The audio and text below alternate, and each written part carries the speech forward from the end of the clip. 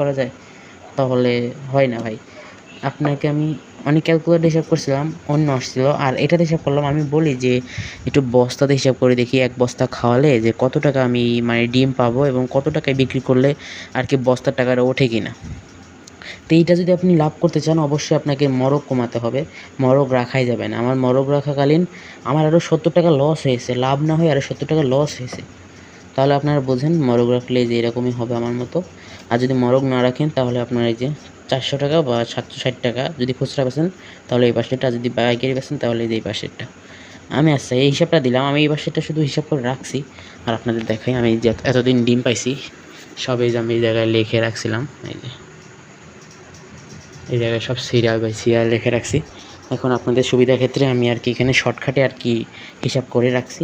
710টা মোট ডিম পাইছি আমি 1 বস্তা খাওয়ায়ে। ও 13 দিন লাগছে। আপনাদের এটাও বলে দিই,